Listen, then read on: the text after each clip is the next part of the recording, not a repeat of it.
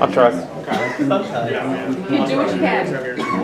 I work offshore. It's like a requirement. I have to tell them. If you're ever in this area.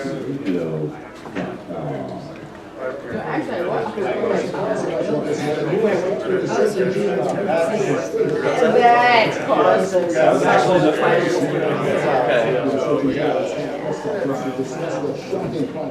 I do want. I just do want one technology. Right. I just have the CopBlock, the Derrick. That was actually the first time I ever heard you use the F word. I coaxed it out of you during CopBlock. During like the first time I did CopBlock. It's the first time I ever heard you swear. What's that? Yeah, also I'm like,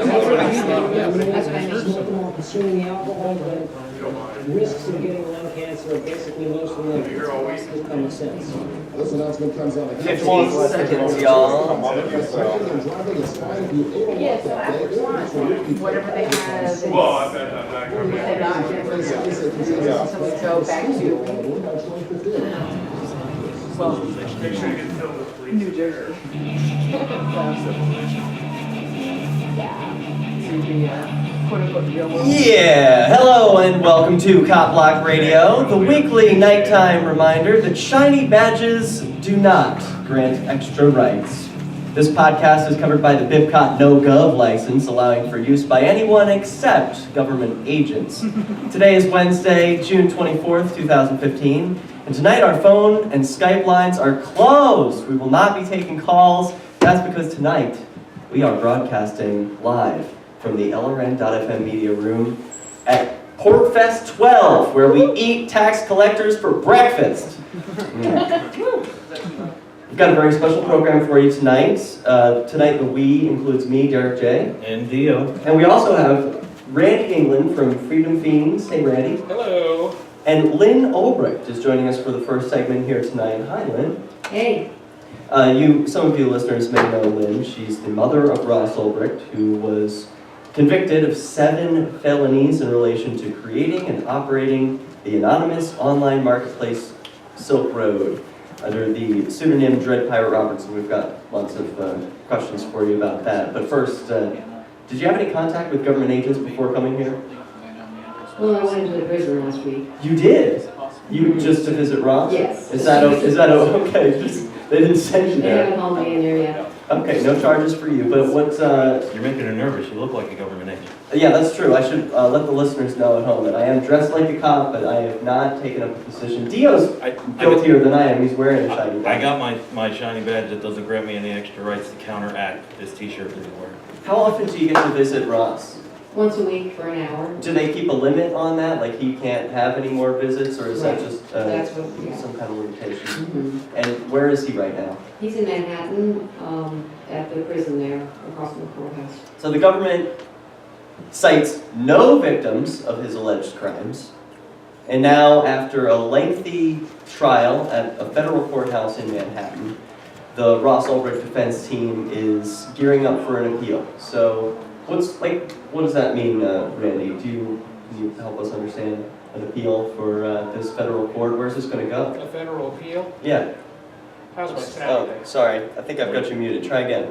Can you hear me now? Welcome to the show, Randy. Thank you, Derrick. So what does this mean, a federal appeal? How much higher can it go? It already happened in a federal court. Well, no, what Circuit Court of Appeals this is in, it would be whatever Court of Appeals handles Manhattan, Second Circuit. the Second Circuit, Federal Circuit, and it takes a long time. You have to, after a trial, you have to file for the appeal, which of course is long done at this point. Yeah, that's good done. And the record is brought all together, and the court sets a briefing schedule for first who's ever appealing it. In this case, it would be the defendant. In a criminal case, it would always be the defendant.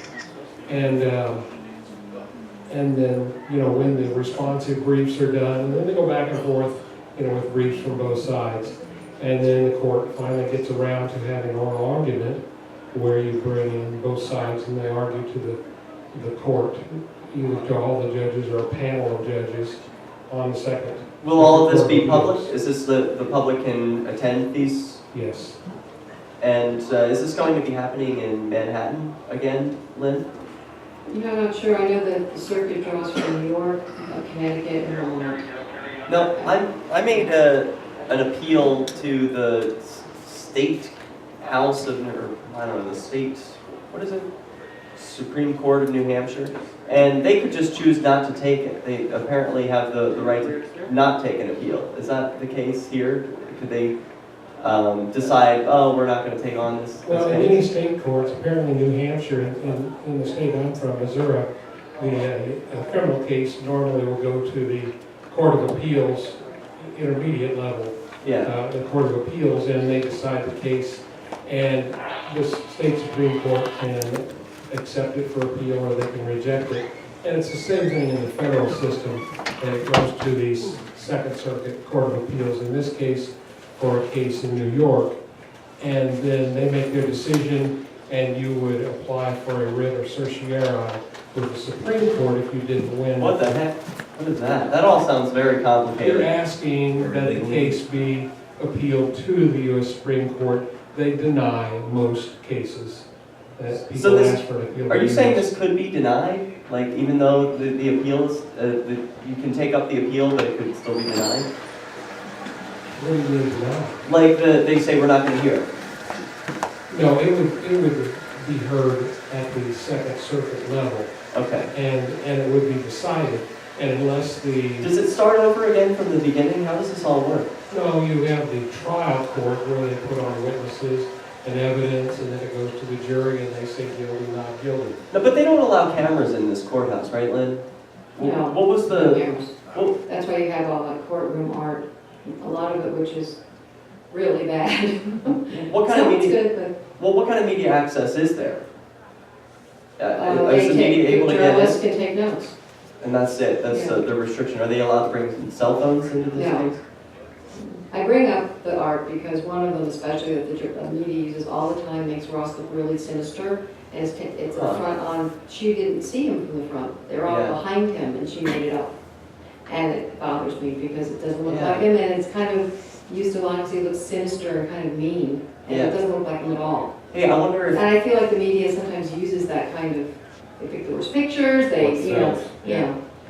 Yeah, that is sort of like a problem, the image problem for Ross. Like, was it difficult getting the pictures that you want to be in the mainstream out into the news? I mean, there are a few really good pictures of Ross that have now made it to, the freeross.org. It's the face of freeross.org. But for a while, the media was, I don't know, what were they just putting around images of the camel or something? Or they have bad images of Ross? Like, normally they'll have like gangsters holding up guns and money, but they didn't have that for Ross. Like, surely, if they had something bad, they would have put it forward, but they haven't had anything. Yeah, they picked some of the worst stuff off his Facebook. I'm like, I said to him, why did you put that on your Facebook?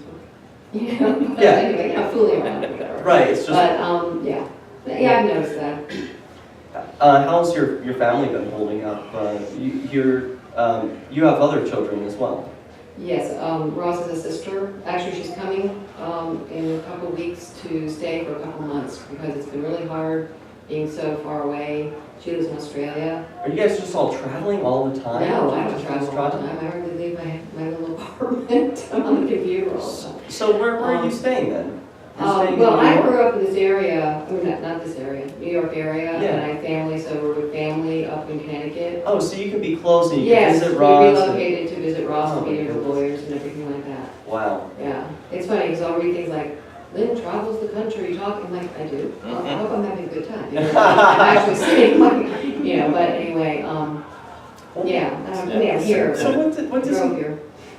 And the CopBlock brothers make millions of dollars. Yeah. Just have fun all the time. So what does he say? Is he in good spirits when you talk with Ross? Yeah, Ross, I mean, look, after the trial, it was pretty rough, to be honest. Yeah. And after the sentencing, it wasn't too great either.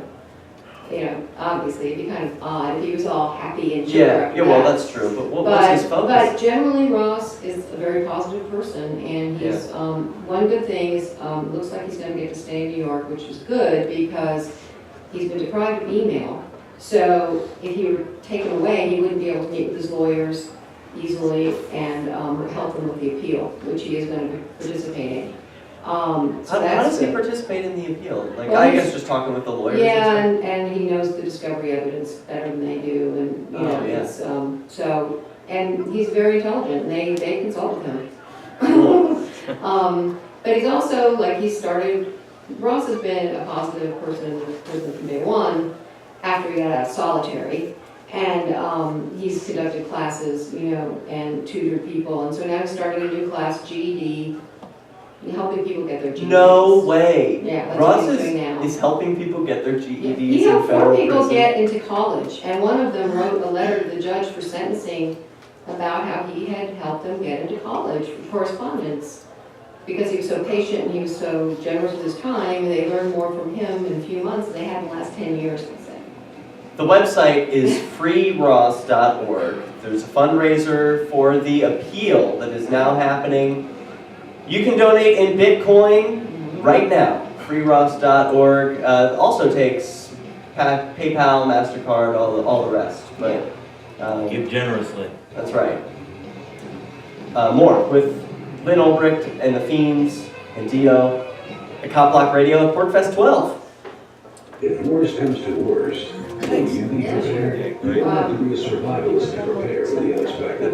Store unnecessary supplies like food, water, and emergency equipment. That's what I Simply wanted to taking get responsibility to. for ourselves and our families It affects when it counts the most. Right. StrategicShelters.com offers emergency supplies and a secure way to store them, and provides protection for loved ones in the event of an extreme natural or man-made disaster. To find out more, visit StrategicShelters.com. They said they were really One of the key to achieving liberty in your lifetime is to move together with others who think like you. Liberty activists are joining the Three State Project, which is over 70% of the way to its goal of 20,000 participants. And they're all ready to move to nature. The successes of piloting and approving the Three State Project is a real movement and no longer just an idea.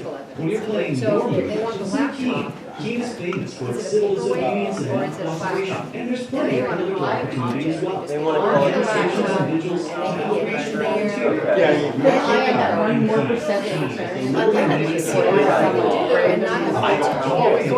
It was stuff that random Facebook, yes. They want to say no. Yeah, That is. he's my padawan because he's like a kid.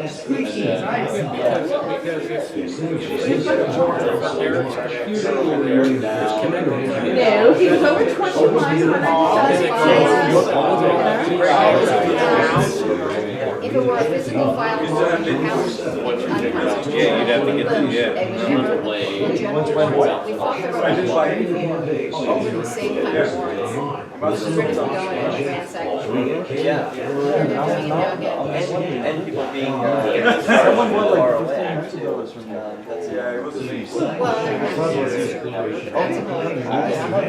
Yeah. big question.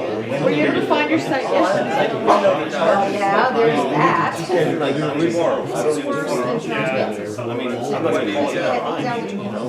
That's a tough question. It's worse than most kidnapping. I mean, I'm not even gonna call it a crime, but I mean. I really don't know.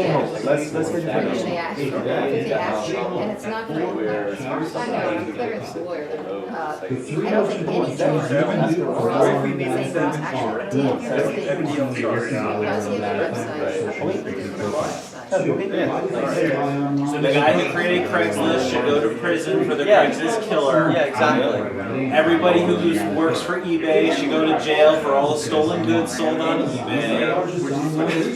And it's very disturbing, I mean, it really puts a crack in the door. It's some pretty serious stuff. I see you put the All That Remains outro music. Yeah. That guy, so it's a libertarian band. They're huge though. They're like one of the biggest bands out there now. He owns a gun. Yeah. You ever listen to any of the songs? I've heard of them, however, I'm not gonna lie. Yeah. Is he own Tyler? New Hampshire? Yeah, the gun shop. I just bought my gun. Yeah. That's so rad. He's on the Bill lead singer owns a gun shop in New Hampshire. You gotta tell that story. Are you gonna tell that? I I love that. You gotta tell me about that. I've heard of them, but I've never listened. Oh no, I'm well. Biohazard. It's metalcore. They're actually libertarian atheists. Because the only thing my husband was like Russian. I don't like Russians. It's like I can't.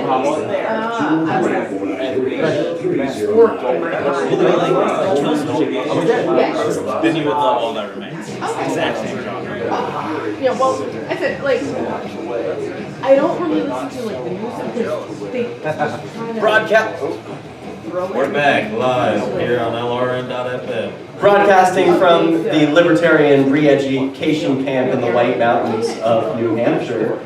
We're bringing you Cop Block Radio. You can check us out at copblocks.org/live. Hey, and while you're at copblock.org, pick up some gear at the stores. Sure, we get everything's on sale right now for Porcfest too, and the Who Owns You stuff is even on a larger sale than everything else. I went and picked up some of the new Who Owns You hoodies with the handcuffs design, beautiful, plus I Record Police. Just a bunch of terrific gear that you've got there at the Cop Block store. Let the police know when you're video recording them what you're out there doing. So, yeah, and these hoodies keep you warm on these cold New Hampshire that's nights. right, that's right. Come in handy. And we are speaking with Lynn Ulbricht, of course the mother of Ross Ulbricht, and Randy England of Freedom Fiends, former prosecutor, now defender of freedoms and people. So I wanted to talk in this segment about the implications of this trial, you know, how this affects everyone.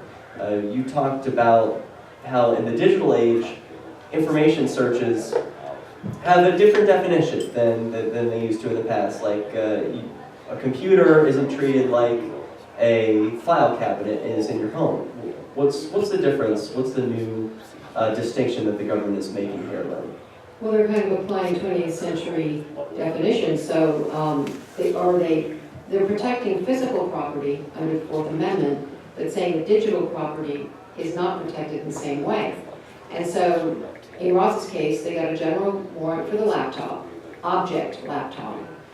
And then they went in there and rummaged around and went on a fishing expedition for anything they could find. Because everything's in the laptop. Right. They got it all, right? So everything covers everything. Yeah, and EFF even points out that you can connect accounts, you can connect all kinds of things that way. But if they had done this in a file cabinet, a physical file cabinet, it would be totally unconstitutional. It wouldn't have been allowed. So they're saying a laptop, just because it's digital, isn't protected, and it's a big question for the digital age. It really is.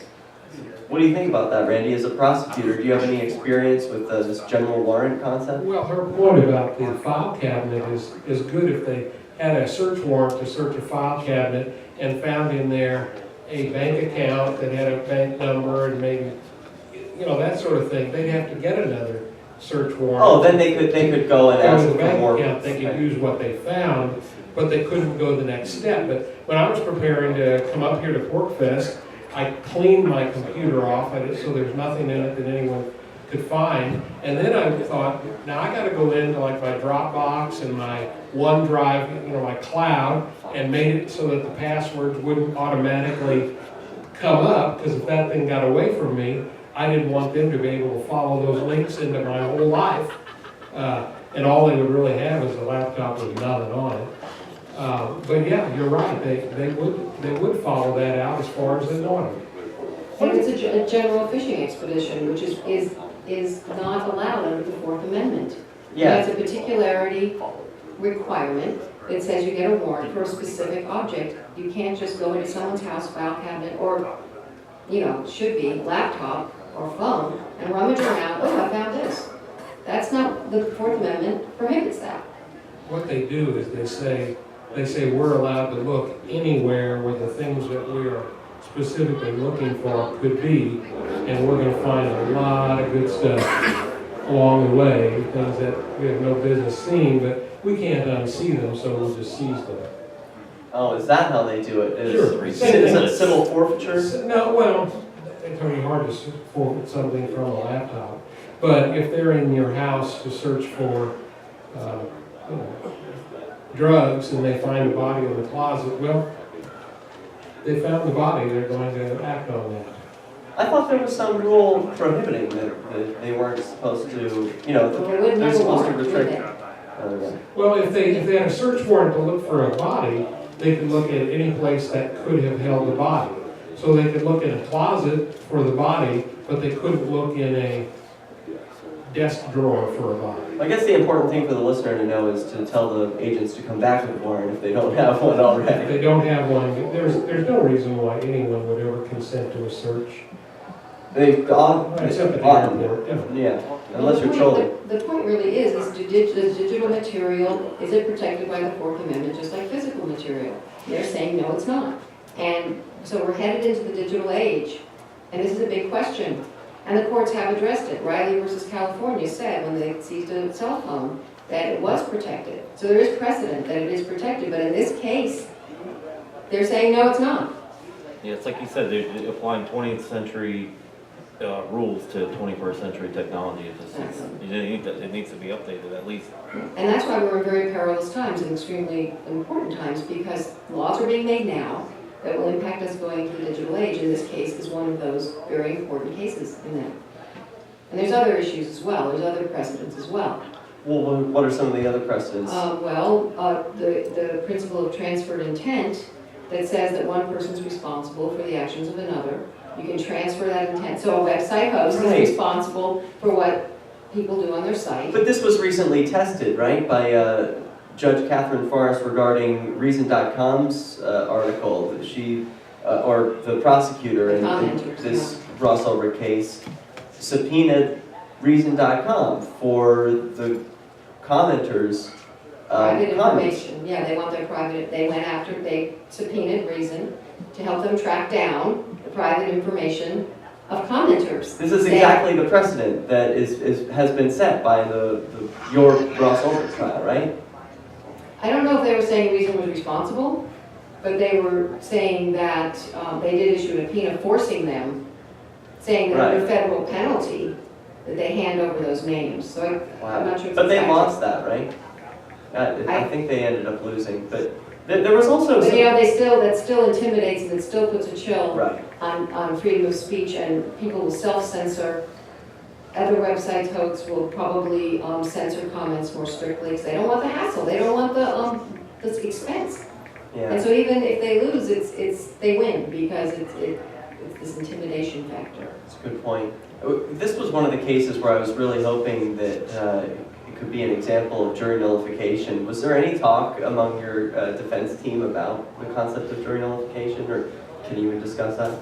Well, the judge, the defense team, I think was fine if people wanted to hand out pamphlets of jury nullification until the judge said that if those pamphleteers and people holding signs weren't gone by the next day, that she would sequester the jury and anonymize them, which is something reserved for mafia bosses and cartel leaders if the jury's in danger. So I don't think she was going to tell them they were sequestered for pamphlets, protection from pamphlets. So they wouldn't believe her. You're in danger from information. Yeah, so they would. The fear is that it would harm Ross, and it was the first day of trial, and so people who were doing that, and they had every right to, chose not to hurt Ross potentially and did leave. But the concept of jury nullification is completely legal, but apparently courts aren't really happy with it. Yeah, I would like to see the jury speak on behalf of freedom in this instance, and let a man free who has been alleged of hurting no one. So it's just an important reminder. Hey, freeross.org is the website. Thanks again so much for your time. Thank you so much. Looking forward to you're speaking here at Porcfest as well. Friday at 2. And Dark Web Movie is airing. Deep Web tomorrow at 8 p.m. Deep Web tomorrow at 8. Here at Porcfest 2015. Thank you, Lynn.